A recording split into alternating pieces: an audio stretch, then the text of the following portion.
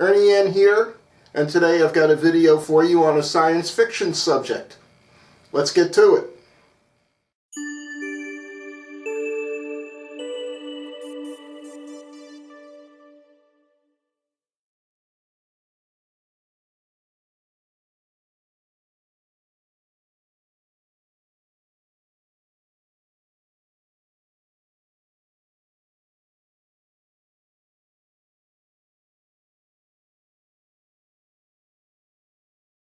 In today's video, I'll be building the MPC's model of the stun gun from the 1975 TV show Space 1999.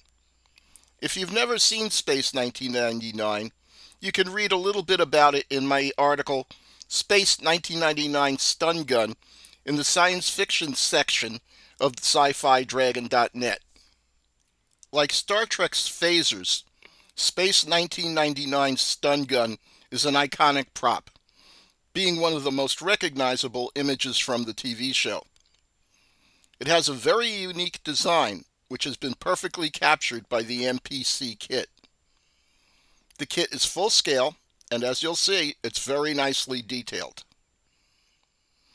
The MPC kit includes the other key prop from the TV show, the comm lock. On the show, this device served as a communicator and also controlled access to doors and devices on Moonbase Alpha, where the show was set. I'll do a separate build video for the CommLock model later. To control the length of this video, some preparations were done off camera beforehand.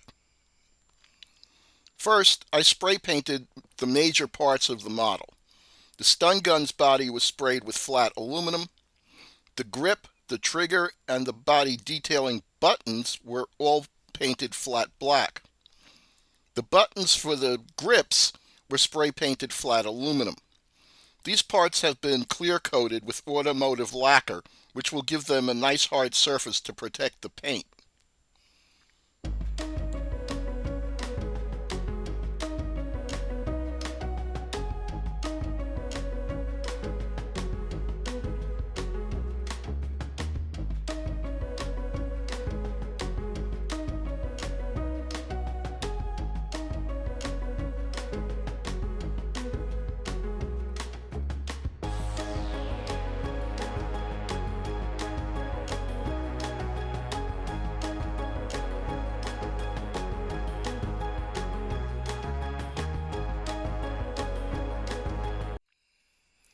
In addition to the painting, I've prepared some of the working parts that I'm going to add to the model.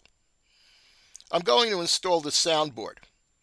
The sound isn't anything like the stun gun sound effect on the TV show, but it was as close as I could come. Preparing the board consisted of reinforcing the soldered connections with an overcoat of hot glue to prevent breakage during installation of the board. I had to also cut away the board's trigger pad and cross a pair of wires to select the sound I wanted. I also replaced the board's speaker with a smaller, flatter metal face speaker to save a bit of room inside the stun gun's grip. Other prep work entailed soldering wire leads onto the two switches that I'm going to use to create the gun's firing mechanism. I've also set up a mini laser and a bright green 3mm LED to provide the lighting effects. I'm going to hand paint the buttons for the grips. These have to be different colors, and I'm using the MPC box art as a guide. The grip buttons already have an aluminum finish, but I'm going to start by painting the tops of these parts with bright silver before applying the appropriate colors.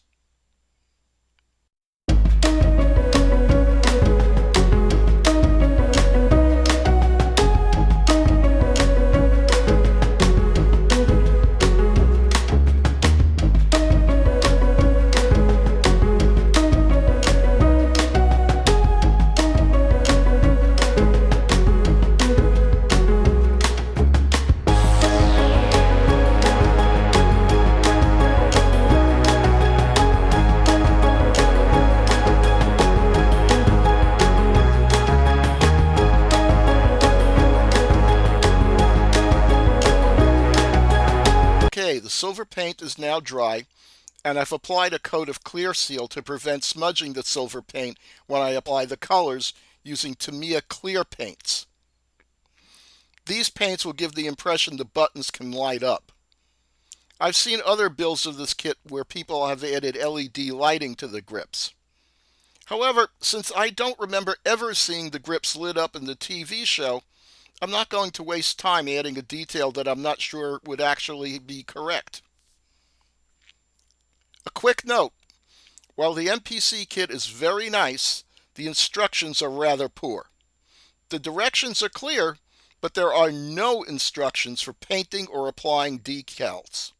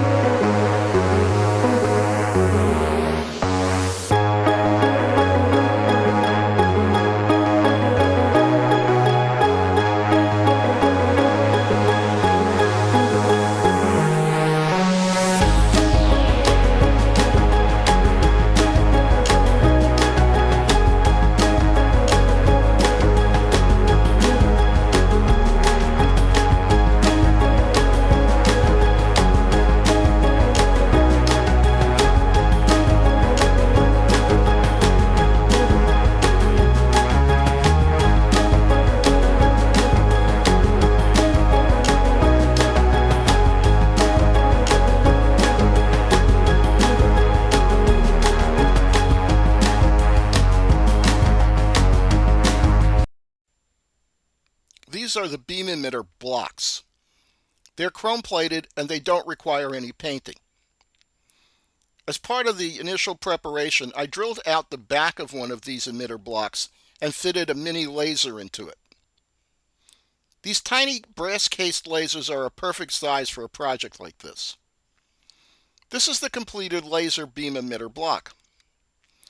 This laser will be used for the gun's kill setting. I'll begin building the kit by assembling the stun kill selector switch and adding a working electrical switch to the assembly. Unlike Star Trek's TOS phasers with their 9 power settings, the Space 1999 gun has only 2 settings, stun and kill. I'll digress here for just a moment. Space 1999 had several flubs. For example, the comlock props have a number pad for selecting a transmission channel, but no character on the show ever selected a channel. They just spoke into the comlock and it magically got them the right person or station. And As for the stun gun, it only has two settings, stun and kill. So why does it need four emitters? Anyway, on with the build. Here are the parts for the stun/kill selector switch. The kit comes with parts for a Season 1 version and a Season 2 version of the selector switch. There's also a flat plate with no switch. Here's the electrical switch I'm going to install under the kit's plastic selector switch. I picked this switch because of the nice long arm, which will fit nicely into the plastic part above. This switch will enable me to select either the laser for the kill setting or the green LED for the stun setting. To install the electrical switch, I'll use plastic welder to attach two pieces of Plastruck flat rod in place under the mounting plate. The electrical switch will then be set in place between these two flat rods.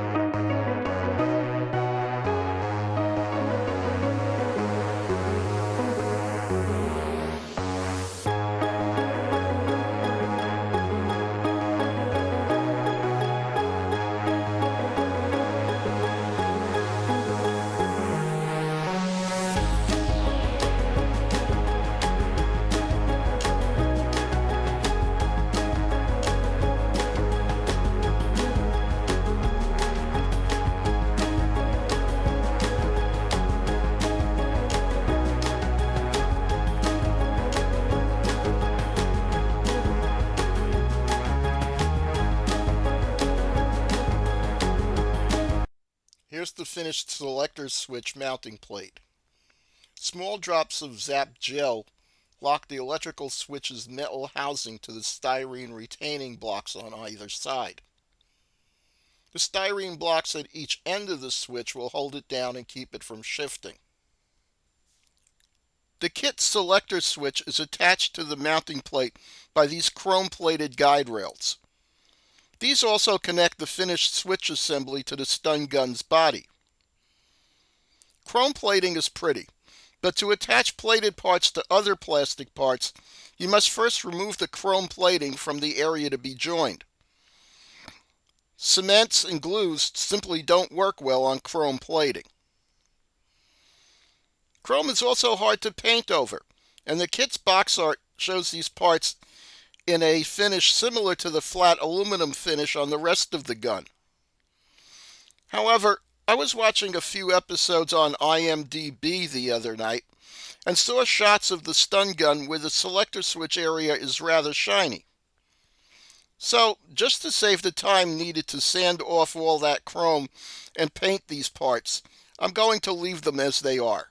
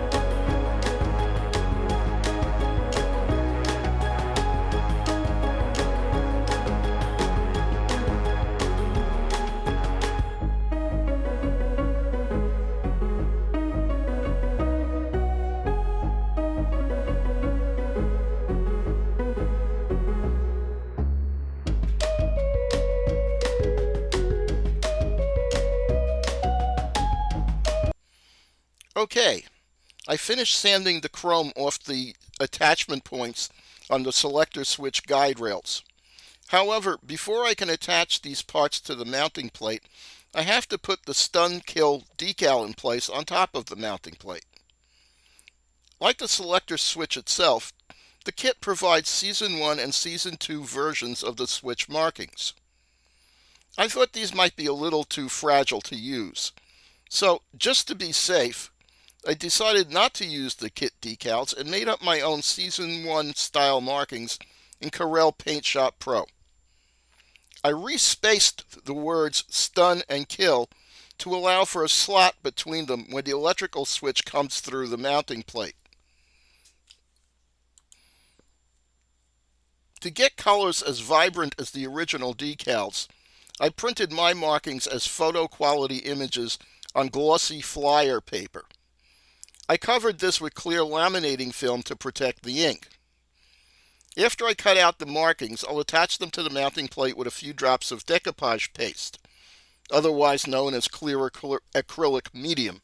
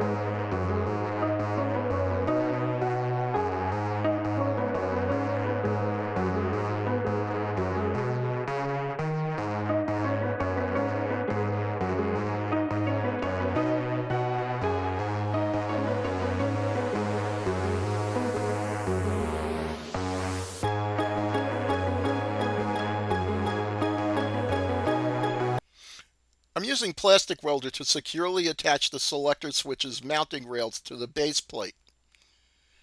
Note that you have to install the selector switch part before you put the second set of guide rails in place.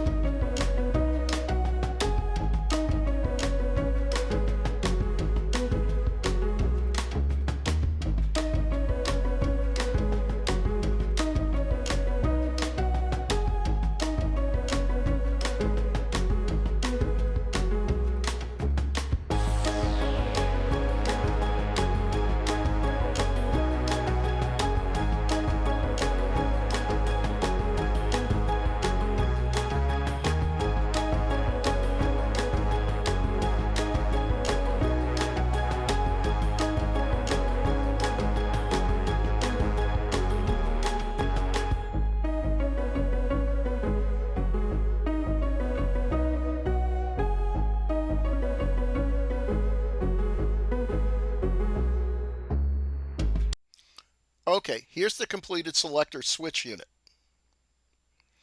Since I'm going to complete all the wiring inside the stun gun before I put this unit in place, I think this might be a good point to show some of you how the stun gun will be wired up. If you're not going to add electronics to your stun gun, you can probably skip over this part.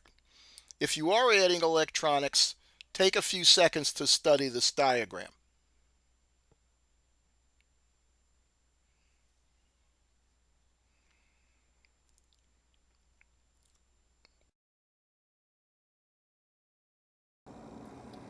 The next functional part of the stun gun is the trigger, and that sits in this little well here at the back of the stun gun. Okay. The only thing is that unlike the selector switch here, this has nothing to keep it in place and allow it to move at the same time. So I'm going to have to ultimately glue it to the top of the push button that is going to make it functional.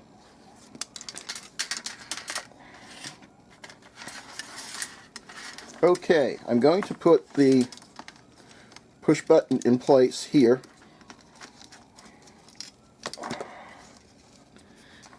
With some zap gel, like that. Okay.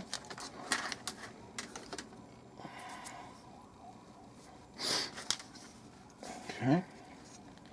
So here we have the back of the stun gun, and I'm going to put in a nice, healthy amount of zap gel across there.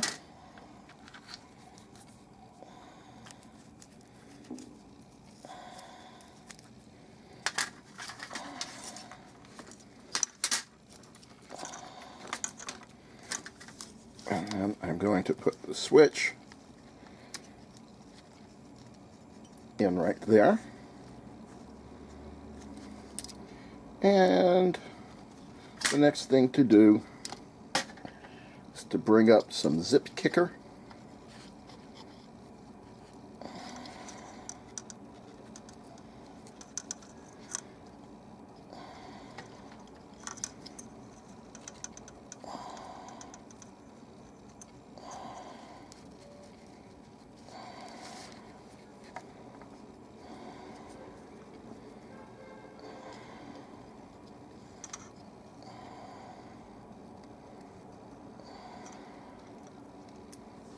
Now I can reinforce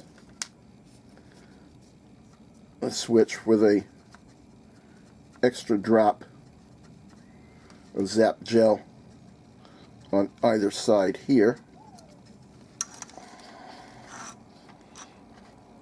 Now the push button switch is in place.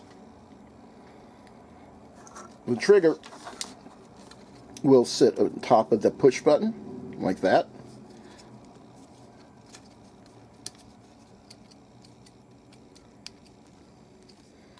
And I'll have to glue it to the top of the push button, but I'll do that later after the model is assembled.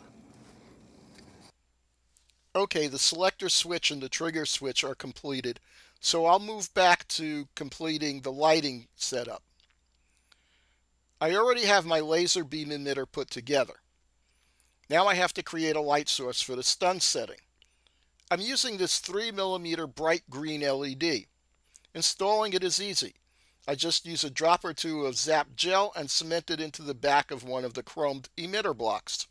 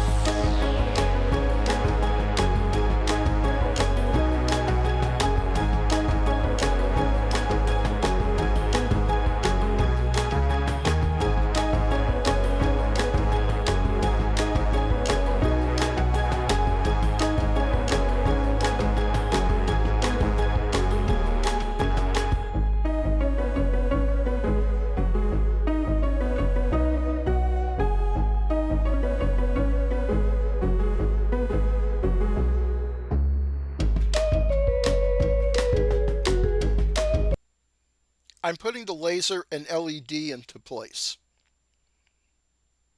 Both light sources are now connected to the selector switch, which will control which one of those two light sources receives power when the trigger is pressed.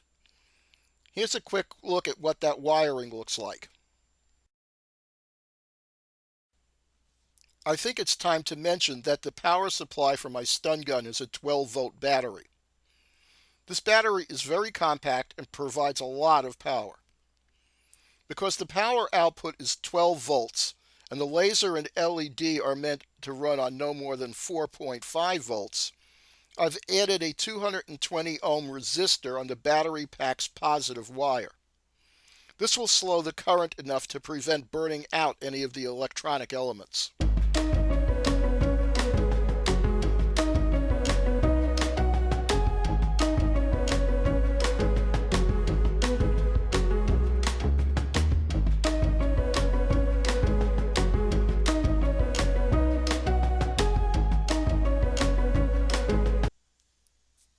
It's time to install the soundboard and make the final wiring connections. The only place the soundboard fits in the stun gun is at the bottom of the grip. I'm using a few dabs of hot glue to keep the board in place. When I did the initial preparations, I switched the board's original speaker for this smaller one. Compared to the original soundboard speaker, this new one is much flatter and takes up less space overall.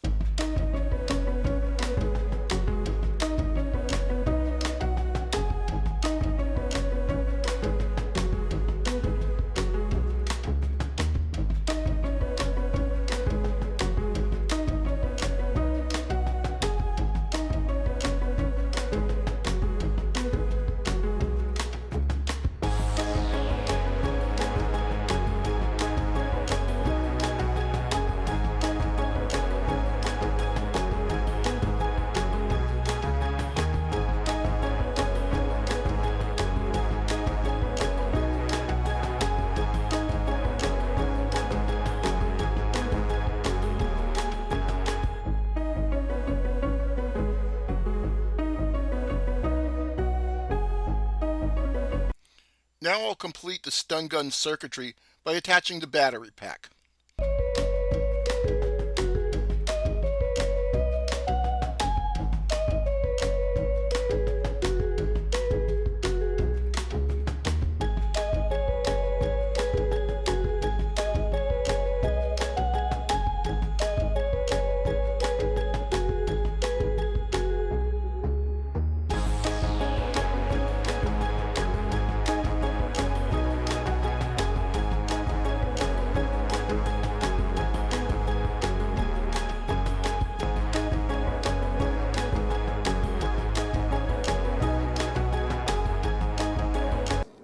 Now I'll install the remaining two beam emitter blocks at the front end of the stun gun.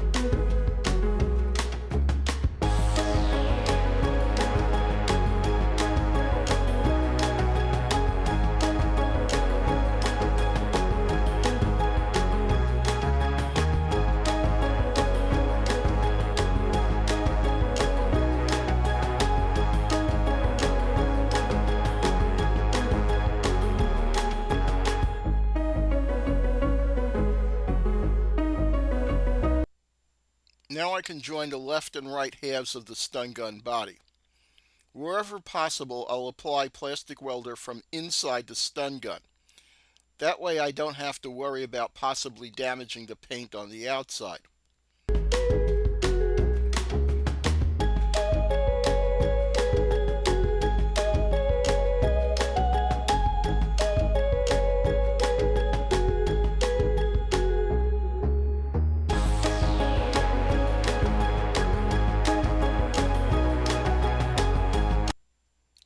Adding the trigger completes the stun gun's body and working features.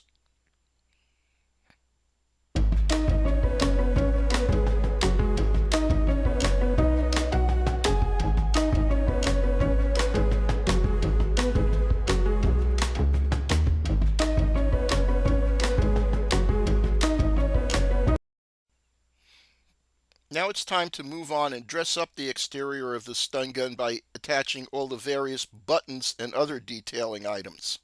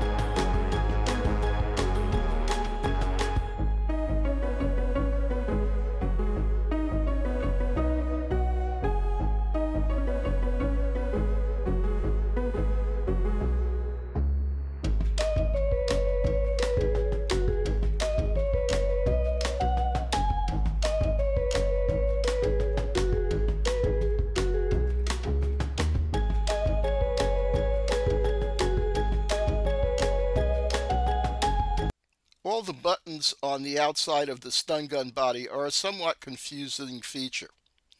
Again, there are only two settings, stun or kill. I suppose the colored buttons down the grip might be there to adjust the power level of each setting, but that leaves a lot of black buttons unaccounted for. Oh well, it's only a prop after all, and the added surface details do make it look more interesting, even if they don't seem to have a practical function that I can figure out.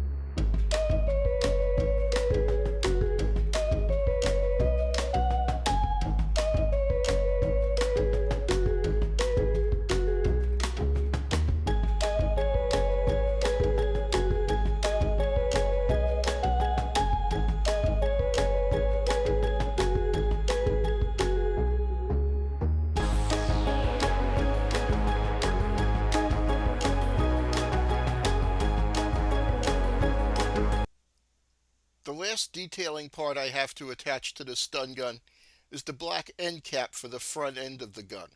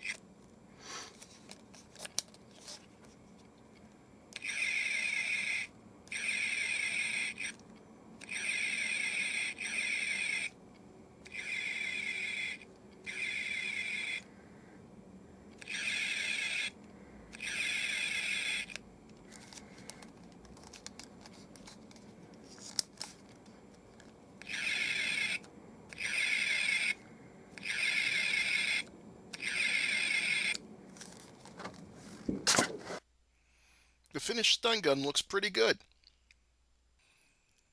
One thing that I should have mentioned earlier is that the box says the kit was specifically designed to allow the addition of electronics. Personally, I think it worked out very well in that regard. Even if you don't add any working features, the kit builds into a very nice full-scale model of this iconic science fiction sidearm. Well, that's it for my stun gun video. I'll be back soon with a build video showing you how to add lighting effects to the Comlock prop model that comes with the same MPC kit. Thanks for watching, and don't forget to check out sci-fi-dragon.net for the article on this model in the website's science fiction model section. Well, so long. I'll see you soon.